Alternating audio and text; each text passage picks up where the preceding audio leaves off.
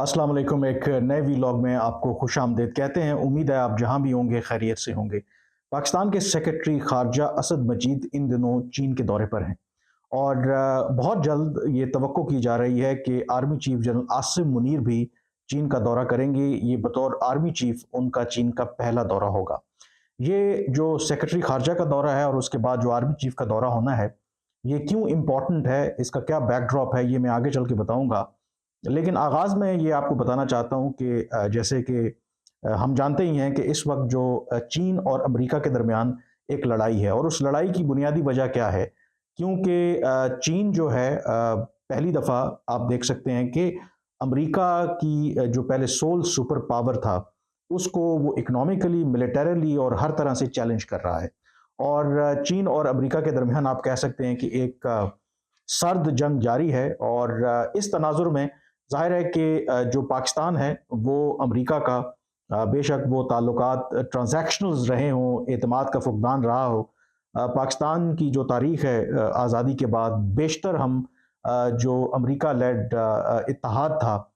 उसका हम हिस्सा रहे हैं। लेकिन उसके साथ-साथ चीन के साथ जो हमारे ताल्लुकात हैं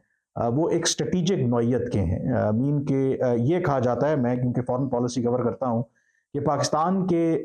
इन रियलिटी सिर्फ 2 ही ऐसे मुल्क हैं जिनके साथ उनके स्ट्रैटेजिक ताल्लुकात हैं, एक सऊदी अरब और दूसरा चीन। और इन 2 ममालिक ने मुश्किल औकात में, वो पाकिस्तान की मुआशी सूरत हाल हो या पाकिस्तान को इंटरनेशनल लेवल पर किसी मुश्किल का सामना हो, इन 2 ममालिक ने ख़ास करके चीन ने, क्योंकि चीन परमानेंट मेंबर है यूएन सिक्योरिटी काउंसिल का, पाकिस्तान की काफ़ी अहम मौक़ों पर मदद की। लेकिन जब और उसके बाद आपको पता है कि ये जो बेल्ट एंड रोड इनिशिएटिव का जो फ्लैगशिप प्रोग्राम था, चाइना पाकिस्तान इकोनॉमिक कॉरिडोर, उसमें अरबों डॉलर की जो सरमायाकारी है चीन ने पाकिस्तान में की। और ये जो ताल्लुकात जो ट्रांसलेट हुए इनटू इकोनॉमिक जो दोनों के दरमियान कोऑपरेशन है। उसके अलावा जो किसी ज़माने में पाकिस्तान का जो इन्हिसार है, जो उसकी दिफाई जो साजो सामान की खरीदारी है या जो उसकी डिफेंस जो कैपेबिलिटी है अमेरिका के ऊपर होता था, अब वो ग्रेजुअली जो है उसको चीन ने टेक ओवर कर लिया है। लेकिन जब इमरान खान अगस्त 2018 में इक़्तिदार में आए, वो वज़ीर-ए-आज़म बने, तो उस वक्त पाकिस्तान की पॉलिसी में एक शिफ्ट लाने की कोशिश की गई। और उस शिफ्ट लाने में जो मरकज़ी किरदार अदा किया, वो उस वक्त के army chief general Qamar Javed Bajwa. वैसे जनरल कमर जावेद बाजवा के जो गुनाहों की फ़हरिस्त है, वो इतनी लंबी है। आज पाकिस्तान के जो इस वक्त अंदरूनी हालात हैं, वो सियासी तौर पर हों, मुआशी तौर पर हों, उसका ज़िम्मेदार जो है वो 100% जो है वो जनरल कमर जावेद बाजवा हैं। और मेरे ख़्याल में उनका एहतसाब ज़रूर होना चाहिए, जो उन्होंने इस मुल्क के साथ किया। तो आज मैं फ़ोकस करूँगा कि कैसे जनरल बाजवा ने ख़ारजा महाज़ पर भी पाकिस्तान के मफादात को नुकसान पहुँचाया। कैसे उन्होंने एक डबल गेम खेली चीन के साथ और अमेरिका के साथ, जिसकी वजह से पाकिस्तान के जो मफादात हैं, उनको नाकाबिले तलाफ़ी नुकसान हुआ और चीन के साथ पाकिस्तान की पहली दफ़ा एक बहुत हद तक बदएतमादी बढ़ी। अब मैंने जैसे कहा कि अगस्त 2018 में जब इमरान खान साहब इक़्तिदार में आए, तो इमरान खान साहब ने कोशिश की, बल्कि उसके पीछे जनरल बाजवा थे, कि पाकिस्तान के जो ताल्लुकात हैं चीन और अमेरिका के साथ, कि शायद हम चीन के साथ बहुत ज़्यादा क्लोज़ हो गए हैं और अमेरिका को हम नाराज़ कर रहे हैं, तो एक बैलेंस मेंटेन करने की कोशिश करें। और उसमें एक जो रोल प्ले किया, क्योंकि अगर आपको पता हो कि इनिशियली जब प्रेसिडेंट ट्रंप आए तो ताल्लुकात पाकिस्तान के ख़राब ही रहे, लेकिन फिर सम और दी अदर क्योंकि जो सदर ट्रंप थे, इमरान खान की तरह वे एक गैर रिवायती जो लीडर समझे जाते थे, तो इमरान खान और ट्रंप के दरमियान एक आप कह सकते हैं कि एक केमिस्ट्री बन गई, वो क्लिक किए। हालाँकि उसमें जो रोल प्ले किया,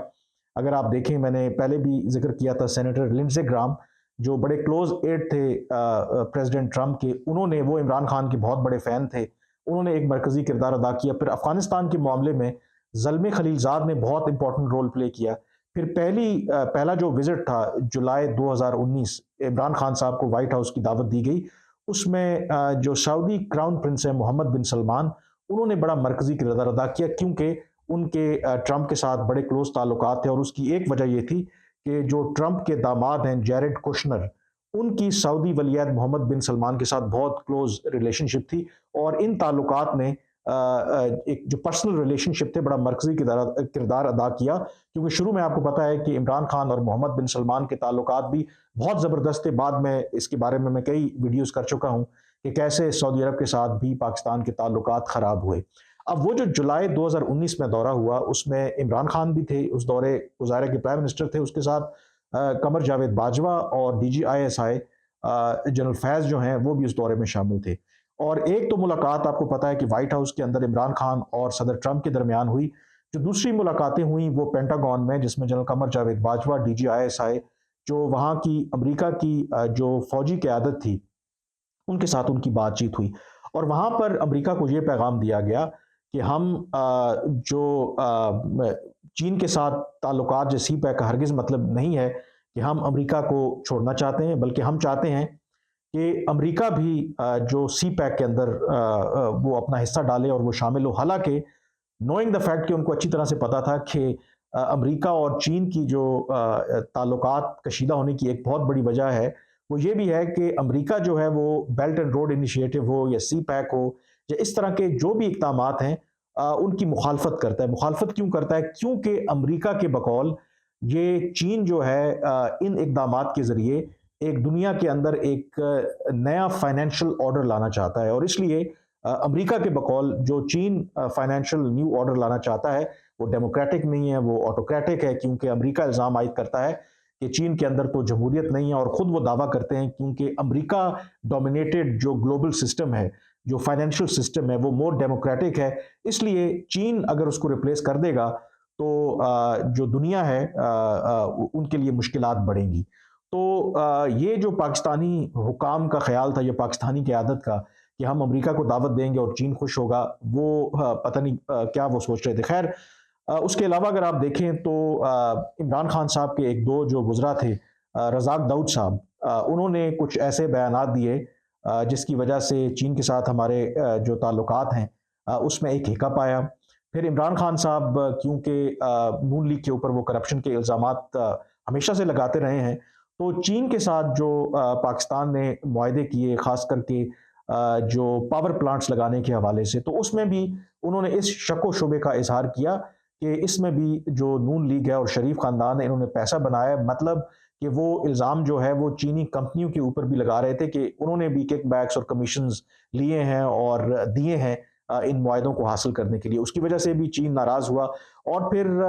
अमेरिका को खुश करने के लिए या एक बैलेंस मेंटेन करने के लिए फिर CPEC के अंदर हमने देखा कि एक उसको ब्रेक लगा दी गई। और जो उसका दूसरा मरहला था कि पहले मरहले में तो बड़े प्रोजेक्ट्स, पाकिस्तान को एनर्जी की शॉर्टेज थी, उसकी ज़रूरत थी, वो बिजली घर लगे। दूसरा जो इम्पोर्टेंट और क्रिटिकल फेज़ था वो था जो स्पेशल इकोनॉमिक जोन्स बनने थे, जो चीन के अंदर कई जो ऐसी इंडस्ट्रीज़ वो ख़त्म हो रही थी,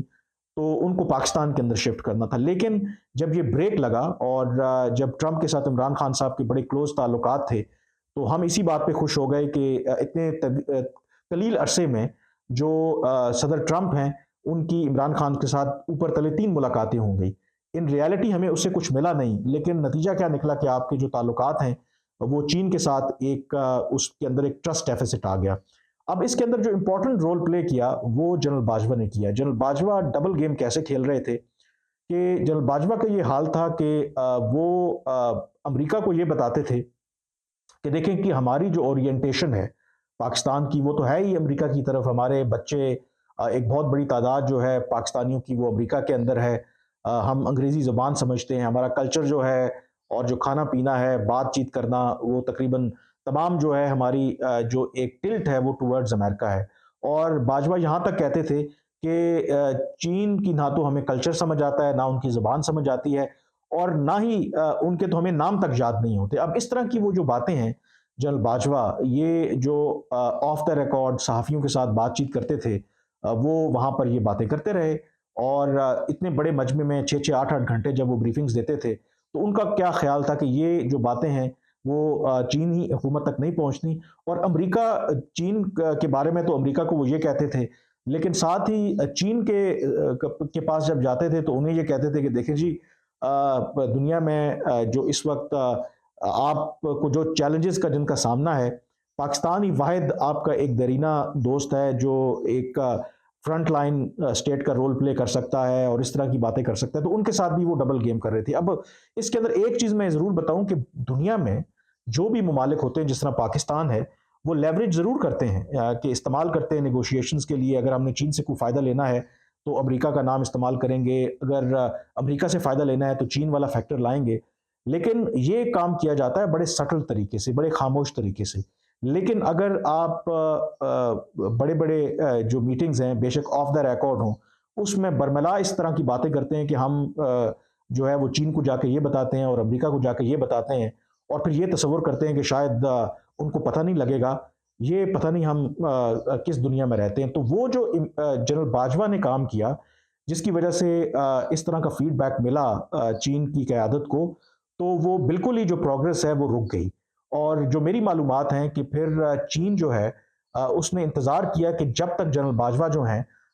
उनकी छुट्टी हो नहीं जाती, वो इस्तीफ़ा मतलब अपनी रिटायरमेंट के बाद घर चले नहीं जाते, उस वक्त तक पाकिस्तान के साथ कोई बड़ी पेशरफ नहीं की जाएगी। और नई जो पाकिस्तान के अंदर जो फौजी क़यादत आएगी, उसके बाद जो है फिर देखेंगे कि मामलात को आगे लेकर के कैसे चलना है। तो जनरल बाजवा ने ये बताना बहुत ज़रूरी है कि ना सिर्फ पाकिस्तान का इस वक्त जो सियासी इंफ्रास्ट्रक्चर है, जो जमहूरियत है, उसको नुकसान पहुंचाया, जो सियासत जो मईशत का उनकी वजह से बेड़ा गर्क हुआ, बल्कि खारजा महाज के ऊपर भी नतीजा क्या निकला कि ना तो आपको अमेरिका से उस तरह से कोई चीज़ मिली, अगर कुछ मिला होता तो आज पाकिस्तान जो है एड़ियां ना रगड़ रहा होता IMF के सामने, 1.1 बिलियन डॉलर की अगली किस्त हमें लेनी है। ना चीन से हम उस तरह से कोई फ़ायदा हासिल कर सके, क्योंकि सी पैक पर जब उसको ब्रेक लगी तो जो अगर इन्वेस्टमेंट आ भी रही थी अगर किसी दुनिया से, तो वो आना भी रुक गई। तो नतीजा क्या निकला कि फ़ायदा हम कोई नहीं ले सके, और उस डबल गेम का जो बाजवा साहब पता नहीं क्या सोच करके खेल रहे थे, और बरमला उसका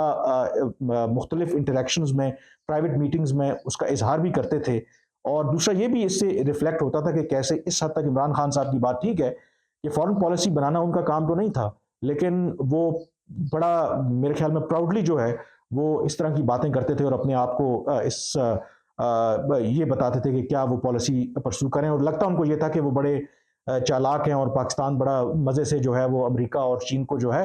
वो उल्लू बना रहा है, लेकिन ऐसा हुआ नहीं। अब ये बैकग्राउंड बताने का मकसद ये था कि अब जो पाकिस्तान की सूरत हाल है,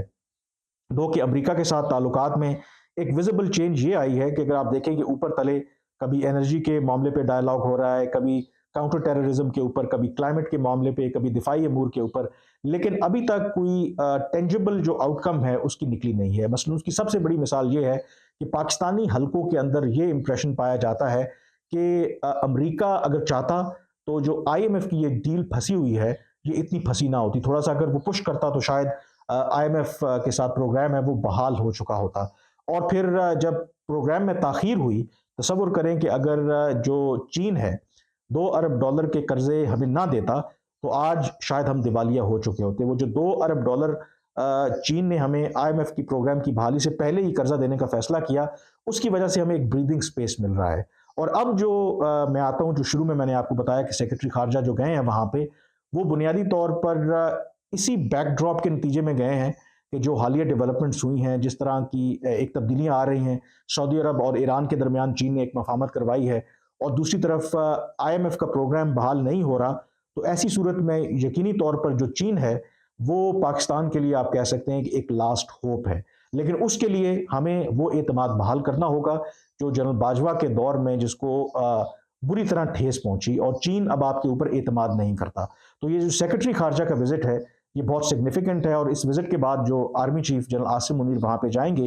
तो एक क्लैरिटी आएगी कि आखिर पाकिस्तान की जो डायरेक्शन है वो है क्या। वैसे इन प्रिंसिपल आप अमेरिका को भी नज़रअंदाज नहीं कर सकते, चीन आपका स्ट्रेटेजिक पार्टनर है, लेकिन यहाँ पर आप किसे कहते हैं ना कि एक बहुत ज़बरदस्त आपको डिप्लोमेटिक स्किल चाहिए कि कैसे आप अमेरिका को भी नाराज़ ना करें, दूसरी तरफ चीन के साथ जो हमारे स्ट्रेटेजिक ताल्लुकात हैं उनको भी प्रमोट करें, और उसके लिए आपको एक मेरे ख्याल में काफ़ी एक स्किल चाहिए, और वो ऐसी सूरत में ही मुमकिन हो सकती है जब आपके यहाँ जो इदारे हैं वो काम कर रहे हों, जब आपके यहाँ जमहूरियत जो है वो पनप रही हो, जब आपके मुल्क के अंदर सियासी इस्तेहकाम हो, जब आप इकोनॉमिकली स्टेबल हों। इस वक्त जो पाकिस्तान की सूरत हाल है, तो यकीनी तौर पर जो डिसीजन मेकिंग है इस तरह के अहम जो मामलात है जिसका पाकिस्तान पर और पाकिस्तान के मफादात पर बराह रास्त असर पड़ता है, यकीनी तौर पर वो फिर असर अंदाज होते हैं। आज के वीलॉग से इतना ही, मुझे इजाज़त दीजिए। अल्लाह हाफिज़।